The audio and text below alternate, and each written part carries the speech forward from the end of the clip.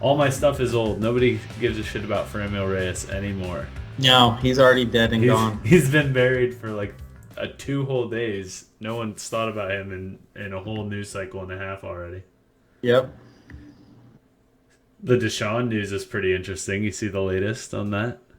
And what, that they're going to let him start? Is that what you're saying? No, so that he's willing to accept 8 games and a fine. That is now floated through the media. He's willing to accept 8 games and a fine, and it's like, yes, of course.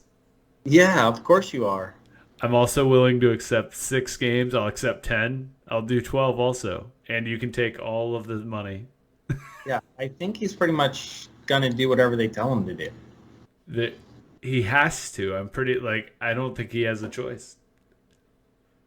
I don't know. The more I think about it, the more I feel like they should just give him the 8 games, fine him whatever he made last year, call it a 25-game suspension, and be done with it.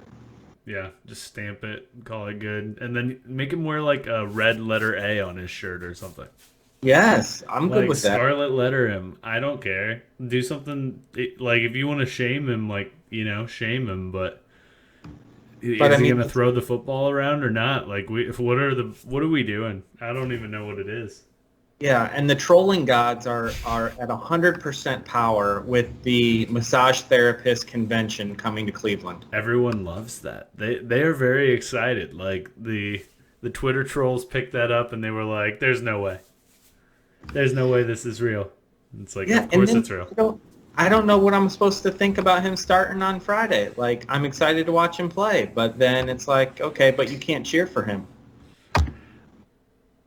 They're gonna cheer for him. Like even the day that all of it came out and he got suspended, they were like, "Oh, we had to pull him away from signing autographs for veterans." It's like, well, he's just gonna. People are gonna get the autographs and they're gonna cheer. Yeah, people are going to cheer even harder. It's going to be, they're going to take the it's us versus them Yeah, mentality now. It doesn't matter what he did. It's all going to be, they're coming after us. anti-hero stuff. That's okay. And there's a bunch of other amazing guys on the roster to root for as well, like Denzel Ward out there throwing shade at the Bengals. Gotta love it. Love that. Gotta Love that. love it. Talk a big game, big boy. You've got it. He can do it.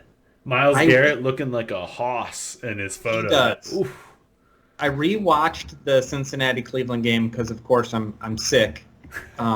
But he he had that big interception.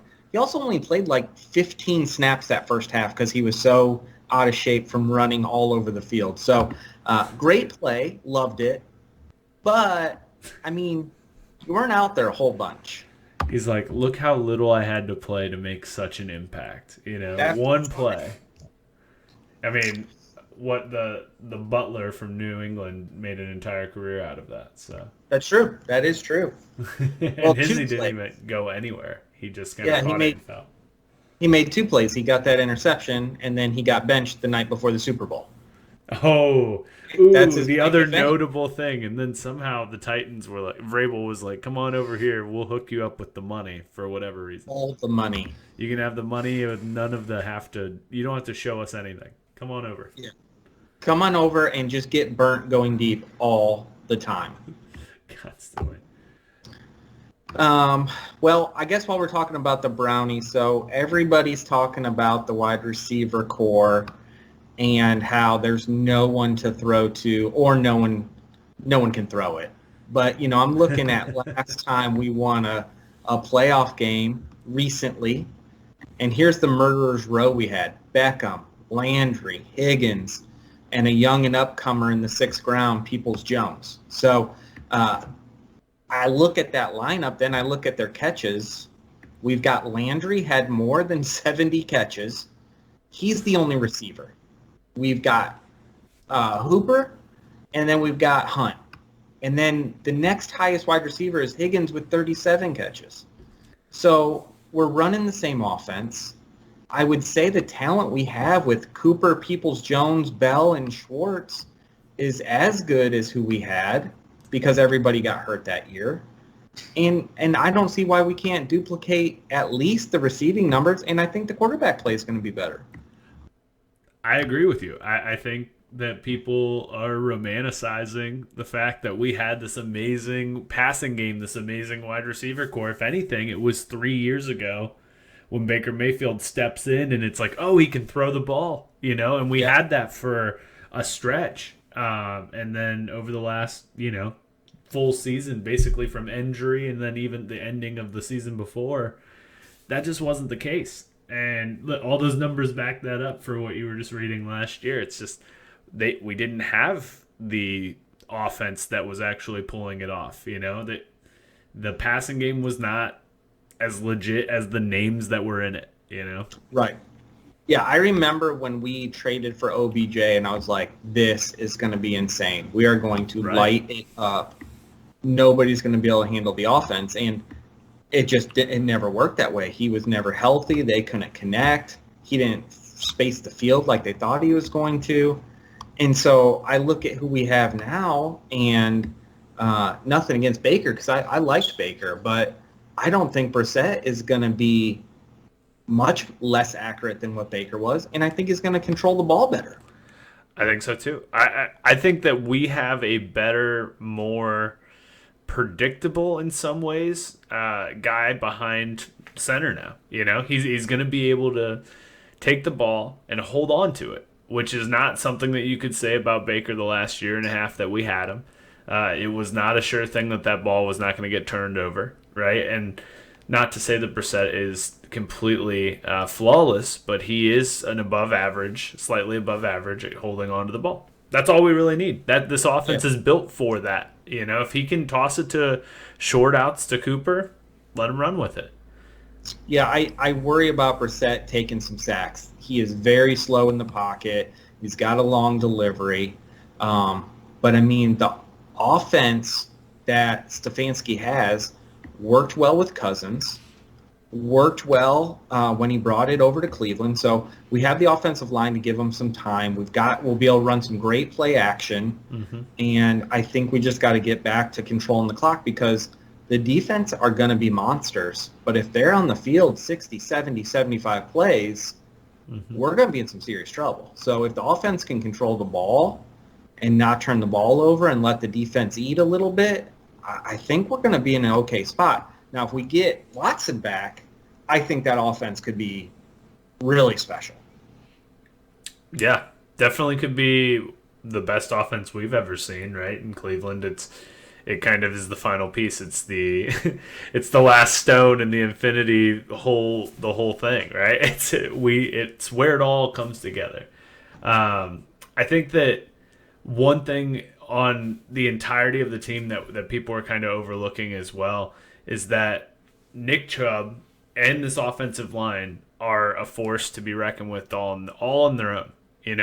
As long as Brissett can keep the ball from getting turned over and you can threaten with pass, the play action's going to open up, and these running lanes are going to open up as well. Do you think we have Kareem Hunt on the starting roster come opening day? Is he still here? Yes. I think so too. Yeah, he's just too valuable. And I mean, if he knows what's good for him, he wants to come out and have a great year, right? I mean, this offense, he was a top producing back, even though he was a part-time back. And even though he's second string, he's on the field for a lot of third downs. He's on the field for a lot of goal line touches.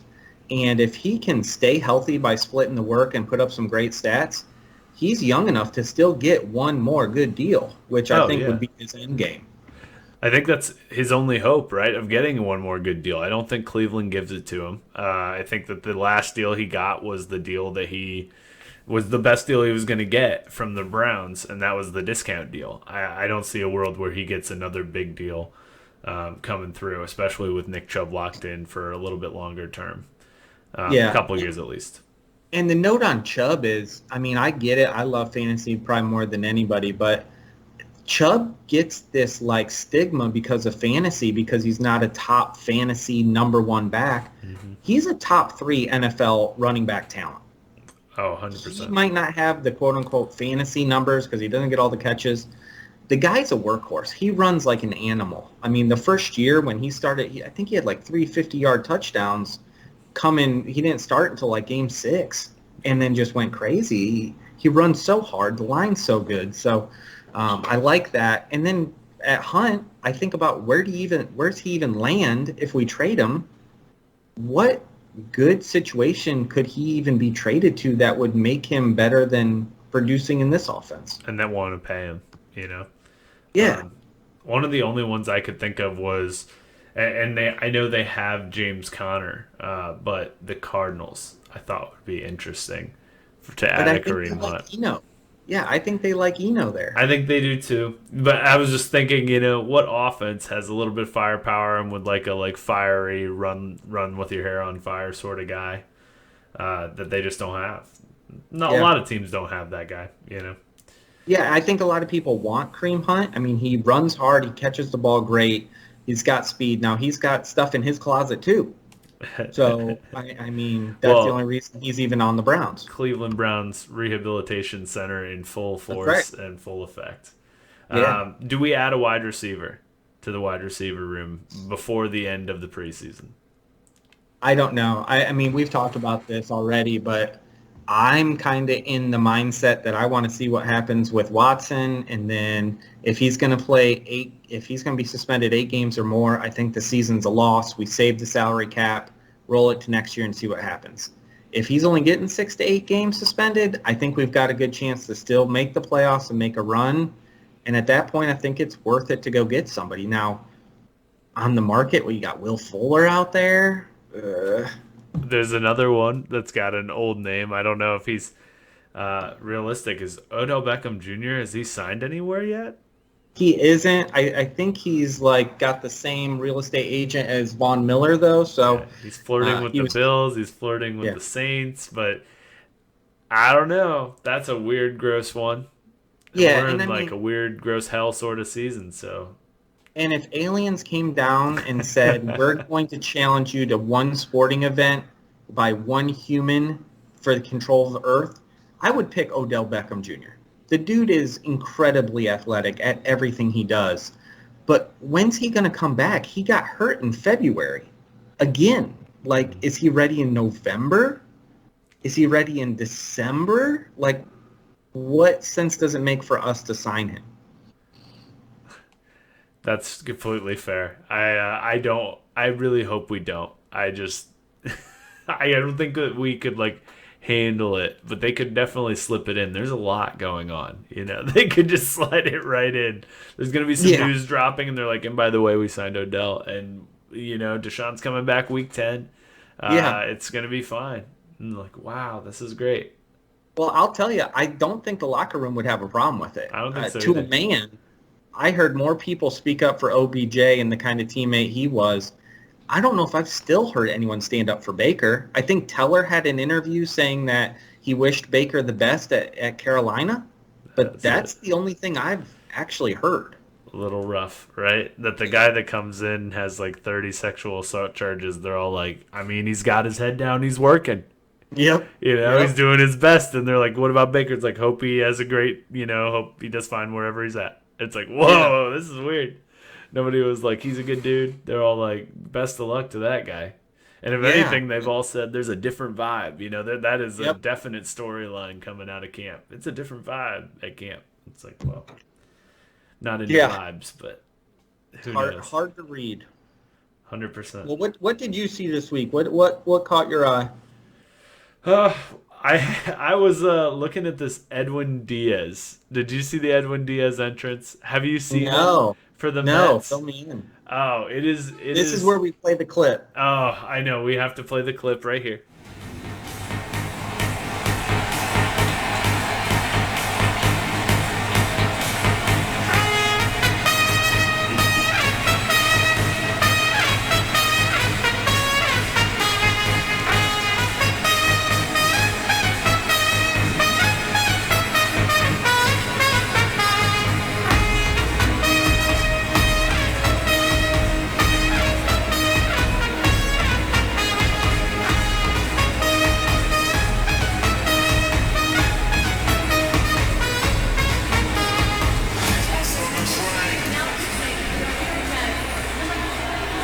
So with the entrance that's coming, he basically has the best entrance in baseball right now.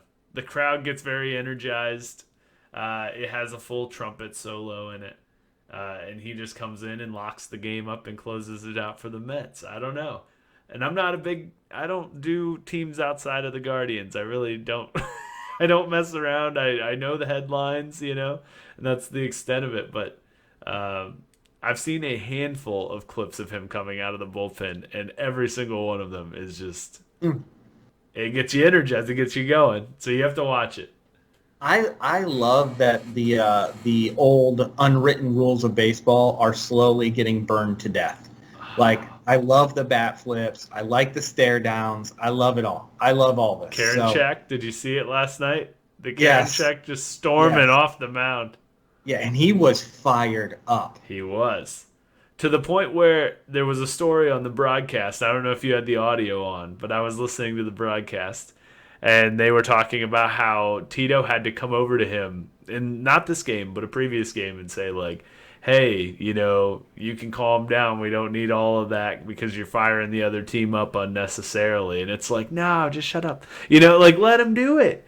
This is so fun. It's so fun. Okay, I get what Tito's saying, but at the same time, you don't think these Major League Baseball players are trying their hardest already? Right. You think a couple fist pumps is going to get somebody to be like, you know what? Now I'm going to try hard. I'm going to hit that ball over the fence this time. I'll show him. It's like, what are you talking about?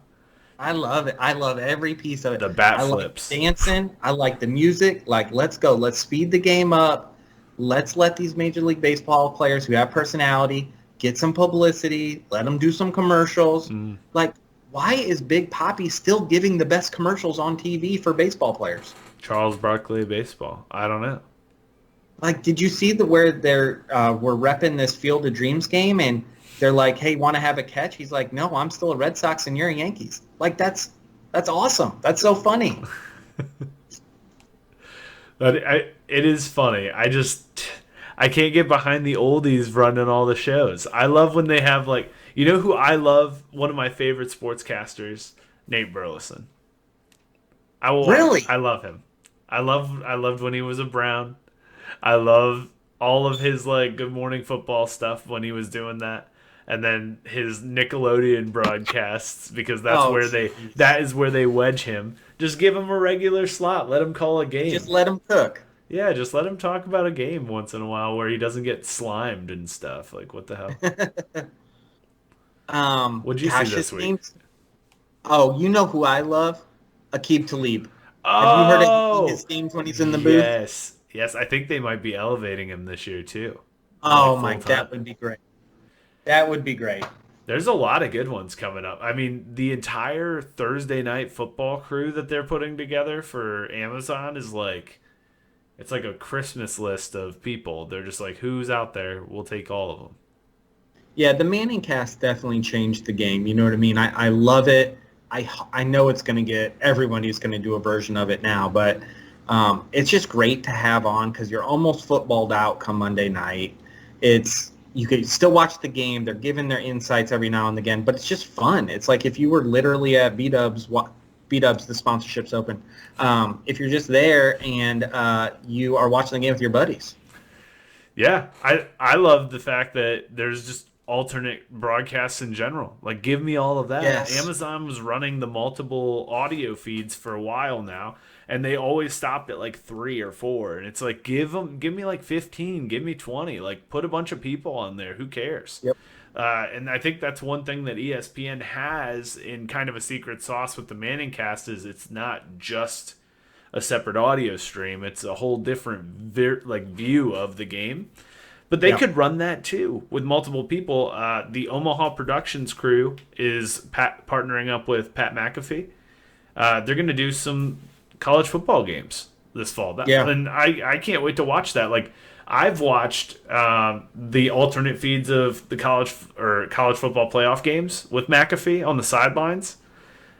It's amazing. It's just like a whole different view when you have different people that you feel like are actually energized and not just the studio booth guy with the voice. It's like he likes it. He knows, Yeah, I even watched the alternate broadcast to the women's NCAA championship. They had Sue Bird and Tarazi doing it. Oh, cool. And it was good because, they had all the insight on the UConn team. And, they were giving some inside stories and some background on Gino. And, that was more interesting to me than to hear two professionals call the basketball game. And that's not always the case. It really isn't. I really, really enjoy a Mike Breen bang. Like Yeah, a yeah, good live bang there's nothing like it. I yeah, don't know what else but there's a handful. As much as I hate Joe Buck, there's no one that calls a game like a Joe Buck. yep, There's things like that where it's cool to flip on and off, but I like the option. Let's keep throwing those out there. yeah. There's nothing else on TV anyways. No, it's almost down to a couple channels. Did you see, so this user on Twitter, believe it or not, something good came on Twitter. So Coach James at James Edric 3 went and posted LeBron's 29 most iconic games. Did you get a chance to see any of that? I did not. No. Okay, so I had a couple questions when it first came out. Was why 29? Seemed like a weird number to begin with. But I went through it. Guy did a great job. I mean, there's a lot of great games that LeBron posted up. The only glaring omission that I had was he didn't have game 1 of the 2018 finals. I get it's a loss, The J.R. Smith game? yeah, he went for 48 minutes in that game, 51 points, 8 rebounds, 8 assists against maybe the Warriors' best version. And an asterisk Some L. might say An asterisk. 17, yeah. So I don't know, and that definitely wasn't the best Cavs team. I mean, it wasn't the worst either, but no Kyrie, right? I mean, it was. That one was an extra gut punch too, right? Because that loss was almost like 2 losses. Yeah. It was, and in the moment where JR turned and the meme and all of that was LeBron being like, this series is done. And you could feel it. Yeah, Like 'cause as a you had Cavs to fan, win. you felt it. Like you're like, oh, Yeah, he no. was so close in that game. He kept everybody close. We needed that They one. actually, yeah, LeBron had a drive to the lane for an and one, and they ended up reversing the call and turning it into a charge, which was really shady. And then down at the other end, George Hill misses a free throw. Yeah. I mean, he makes that free throw, the game's over. So, like you said, you had to have that when you knew you were shorthanded, you knew you were overmatched. To win game 1 in Golden State, at least you had a chance there. But if you go for 51, 8-8 on the road in game 1 and lose, what else do you got left? So Right. that was the only game I saw on there that I feel like he missed. But I mean, overall, I mean, it's epic, and I don't want to be a LeBron lover nonstop, but the guy's incredible, and there are so many games just going through there. The Detroit game where he scored 27 in a row against a team that was Did they have world any champion. Lakers? Any Lakers games? Yeah, they had the Lakers. They had his 50-piece against the Warriors as an old man. They had one of the Walker. finals games because he got his 4th MVP. But, good stuff to go through if you're a LeBron lover. Do we think that he's going to make it the last couple years? And I have a question because the rumblings have emerged of, the third time around, and I don't see it. I don't see a world where there's a third time around for LeBron here in Cleveland. But do you think he stays playing until his son's in the league? And where will he be when the son enters the league? Yeah, I guess my question is, which son are you talking about? Because Ronnie is not a great prospect. I mean, if you really look at the name scouts, is going to get him there. He's going somewhere. He's like yes, he's okay, bait so on the he line. gets a 10-day. He gets a 10-day. He gets a 2-way contract. Maybe gets picked in the second round. I think he's getting drafted. With James. as much clout as Clutch has, he will make the league. He's going to be in there. I mean, LeBron will will it to happen. Now, will they play together? I don't know. Is he really willing to go to Toronto if they draft him? Right. I don't know. Or is it more likely that LeBron is part ownership in the Las Vegas team that Bronny plays on because he has the 10-day contract? Yeah, maybe. Simmons has said that he has been told, that hey, it's going to happen. They're going to put a team up in Seattle and they're going to put a team in Vegas because it's a great way for them to recoup all the money they've lost during COVID. The new ownership fee is going to be about $6 billion. You split that up, plus they don't earn any profit sharing for the first 2 years, so you're getting a bigger chunk of the pie. And would the NBA want to increase minority ownership and let LeBron be a piece, if not majority owner? I could see that. Um, if that's the case, yeah, I think he drafts his son at some point. Wouldn't Yeah, you? yeah. Like you'd have to. It'd be awkward at home, I think. Yeah. Now LeBron to the Cavs? I don't know. I swore up and down he'd never come back.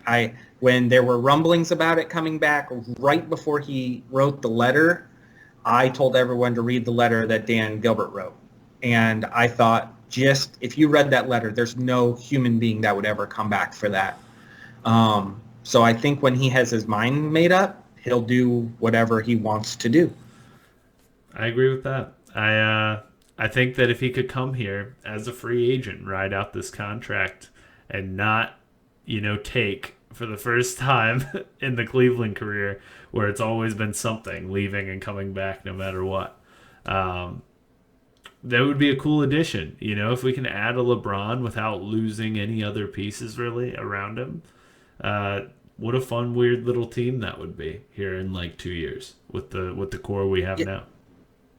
yeah, and who knows what he's going to be? I think that's why I was so excited when they put Love and Kyrie and him together, is because they were spaced age-wise at the perfect time that they could kind of hand the baton off to Kyrie. Love would still have some good time in him, and he's shown he does. And no one would have thought LeBron would still be this good at this age. So, in 2 more years, I don't know. I guess it's more of a mental impact he'd probably give you. But, he could probably run point at that age. Yeah. Well, Vince Carter played for like forever, and he was a Yeah. sadly contributing member of a bunch of teams at the end. But you could. I hope LeBron doesn't do that. That's one thing I really hope he doesn't do is just become the sad Vince Carter guy that's just at the end of the bench. Yeah. He's got way I too can't see much. him. I can't. There's no way. Right? He's going out on top or something. He would pull a Brady if anything, and he maybe unretire. Who knows? But it. I think that he's going to make a run at it this year and next year. Who knows what's going to happen with this Lakers team? People count LeBron out way too much as far as their teams. You just can't ever do that. Yeah, I'm just scared to death it's going to come out he's on like HGH, because no human being should be as good as he is at this old. That's exciting though. He's never hurt. But here's the thing. If Rich Paul calls the Cavs and says LeBron's coming, He's coming. they aren't saying no. No, they have to say yes. And he's like, "Do you want to buy the team at the same time? This could be the place." He just goes and takes Detroit fully. Okay, one last thing before we get off of this here. Baseball, just a little bit. We were supposed to talk a couple days ago. It fell through, but I had a note here that said the Guardians are battling for first place, and it says we will, all bold, underline, be in first place by the weekend. It is currently Thursday. We are in first place, and we will sustain Okay, this but you're first place run through the weekend. I swear, it's happening. Yeah, okay. You're saying it. We're going to keep it. You're not worried about we're jinxing hanging it by in. saying it out loud. I will say it. I will say it very loudly. We are going to hold on to first at least through the weekend, and then Okay. I've jinxed it. So whatever happens from there happens. But We'll uh, know who to blame. very fun team right now. They're very hot, and baseball's hot and cold. We've got a young team, so there's a lot of Yeah. different maturity levels and a lot of moving pieces. But they're stringing some fun stuff together, and you can't discount that. Okay, what do you think of the starting pitchers? Where are we going to land there? Is that going to be a strength for us? We're duct taping it together. I really hope Bieber can become more solid. Just show more glimpses of where he used to be, because it's just not quite there yet. Savale just needs to settle in. Plesac had a pretty good game today. If he can be a contributor, that's all he really needs to be. And then that's where it starts to fall McKenzie's off, been right? good. McKenzie's been good. I mean, if he stays good, if he stays hot, he reminds me of weirdly enough, it's not personality wise or anything. It's just the pitching. He reminds me of Bauer for whatever reason. I really like. It's just the lengthiness, the way he's throwing. Maybe But it's the hair. it's probably the hair. Trevor Bauer, shout out to you if you're watching this. Please don't retweet it. Uh, Yeah, you've got a lot of free time, 2 years worth. So maybe it just is Cleveland people. I think it is. I think it is. I don't know. So, what do you think? What do we? The pitching is going to do us in at the end, like it always does, probably. I don't know. I'm not so much worried about that. I don't. I think Minnesota has their own basket of troubles. Like I'm not. I don't know. I feel like we can hold on here, and we've hit a rough patch, but I think we're coming through. I'm more worried about the offense. How do we keep scoring runs? That is what feels like we always fall short on. I agree. The bats that we've just brought up, our young guys that we brought up are started and contributing right away. And honestly, it's been part of the win streak. I think it's a good sign. Quan is one of the more fun guys I've watched in a Guardians uniform in a long time. He's dependable.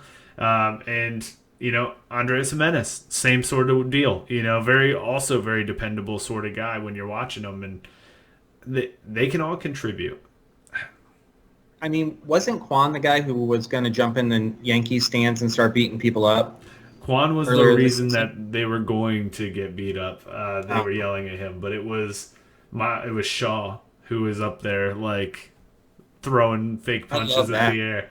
No, it was great. It was like, yeah, get out there and rile them up. Like, go team, Yeah, I don't know. I mean, I want to see the Guardians do well. The new guys hitting so well is what has me concerned because they just don't have a book on them yet. So what does that look like in 2 weeks? Right. I mean, these scouts are going to start figuring out what's going to slow these bats down. So if we can stay hot, then I love it. Let's go.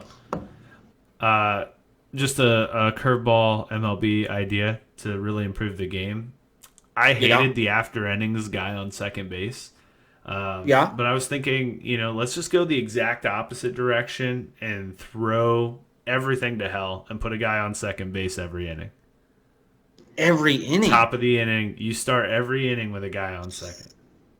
I can't do it. We're going to get awesome scores. We're starting with a play. It changes the way baseball is played totally. Bunting's important now. Getting a guy over and getting him in is important. Do you want to burn up your outs or do you want to try and roll with it? What are we doing? It changes the whole thing. Yeah. Well, this is coming from me who hasn't watched baseball very much because it's so boring, and I'm already saying no to your idea to make it more exciting. So I'm the worst person to ask. So I don't know. It's just somehow they have to find a way to have less strikeouts and less home runs at the same time. Like they need more baseball, and everything's a home run or a strikeout. It's just not fun to watch. Baseball's fun because of the strategy and the situations and the speed where everybody moves when the ball's hit. But when the ball hits the bleachers or hits the catcher's glove, it's not fun. Maybe we take away the shortstop. One less outfield. One less play. We just start taking people away until it's fun again. I don't know what the right answer is, but they're not trying, which is sad. Yeah, I don't know. I like to see what the no shift is going to do next year, right? That goes in next year. The pitch count starts next year, the pitch clock. I mean, they got the DH and the NL now, so I don't know. We'll see what happens. I think, like we talked about earlier, it's about stories. And each city seems to know their guys' stories, but it's not a national story, and baseball's never been that. But until you can create that, you just aren't going to have a lot of people watch because Sunday Night Baseball comes on. It's like, oh, it's the Padres and the Nationals. Okay, well, who are you watching for? If you don't like those two teams, you're not watching it. If it's the Jacksonville Jaguars and the Houston Texans, I promise you people are watching that game. Yeah. Yeah, I agree. And I'm not even sure. I'm not sure how you turn it around. I think the depth of Major League Baseball is a really hard thing to capture. Just all of the Yeah. ups and downs, the how many guys get thrown in and out. Like that just doesn't happen in any of these other leagues. Where guys are just in and out constantly like that. Even football. I mean, there's a rotating offensive player in and out, wide receivers, things like that. But it's like 10 at the most on an Yeah. offense. And this is like, you're talking 30 guys that you would need to know all of them, and then per every team to really have a good grasp on what's going on in all of And the it's a league. grind. Yeah, and it changes all throughout the year. Every Yeah, day. there's 162 games. You've got, 7 to 10 games a day, multiple different teams playing, all different time zones, all different times. Some people are playing at 1. Some people play at 10:40. So, yeah, I don't know what the solution is. I'll tell you, going to the ballpark is still fun. Still fun.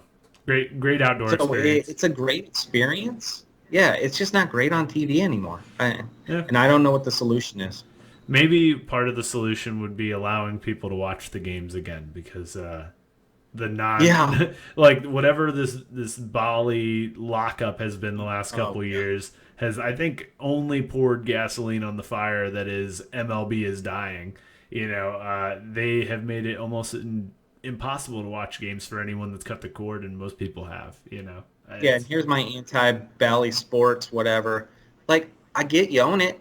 Let me pay $10 a month and watch it down here. You know what I mean? Yeah. Like, there's a market for it, but they don't even offer that as an option. So, because I mean, I don't know what I'm going to do for the Cavs games, but believe me, I'm going to watch it. Yeah, yeah. One way or another, right? We're gonna figure it out. Yeah. Legally, Of course, legally. Again, watch B-dubs, it. the sponsorship is open and Yeah. all of this is legal for sure, I promise. Yeah. 100%. Yeah, so that's it, man. I think we got some good things, a lot of things. I'm going to go check out that relief pitcher coming in for the Mets. I got to see the mojo. I'm going to be up all night watching LeBron James highlights. That is something I would like to say I've never done before, but I'm excited to do it once again. Well, Twitter finally did something good, so you might as well bask in it because there's a lot of bad stuff on there. We'll take the win. Well, thank you guys Okay, for... so we got some football. Got some football this weekend to watch, and then we'll touch base back on later the next week. Oh, yeah, for sure. Tomorrow we're going to be seeing why we're starting the guy that's not going to play for 8 games and that's my guess, 8 games. Why we're starting him and how long we're going to play him. Are we running the wheels off? Is he getting a series? Is he even going to get to play? Is the NFL going to step in and toss him into a purgatory sometime tomorrow midday? Was Brandon Marshall the guy warming up a couple years ago, and they took him right off the field like for a COVID test? Was that Marshall? I don't remember who it was. It was just like they're out there, they're with everyone. What's the deal? Yes. This is very much that where we're like, hey, the punishment's done, crime has been committed. He's gonna play tomorrow unless they can decide. They go, he's indefinitely suspended, and poof, they just pick him up and he's gone. Which at that point, Josh Rosen, best of luck to you and Josh Dobbs. You two are going to see a lot of football time tomorrow that you weren't prepared to see. Yeah, Josh Rosen said on draft night, I'm going to make every team who passed on me pay. And he meant that literally. He is literally getting signed by every team and making them pay him a minimum contract. So good for you, my man. Way to make that happen. He kept the receipts and he's picking up the checks, And I love his quote, I want to be a starter, but I'm not getting the snaps. It's just Me too. they're not letting me do it. Yeah. I love all of those quotes where it's like, yeah, they said they're not interested in so-and-so. And like, they're not interested in me either, bro. It's fine. I feel it. Yeah. Yeah. Well, cool, man. Oh, man. All right. We'll watch the games this weekend, come back next week and chat a little bit about it. But for anybody that stumbled upon this, thank you for watching. Maybe you'll see a couple more of these in the future. Yeah, for sure. See you, buddy. All right. See ya. Bye-bye.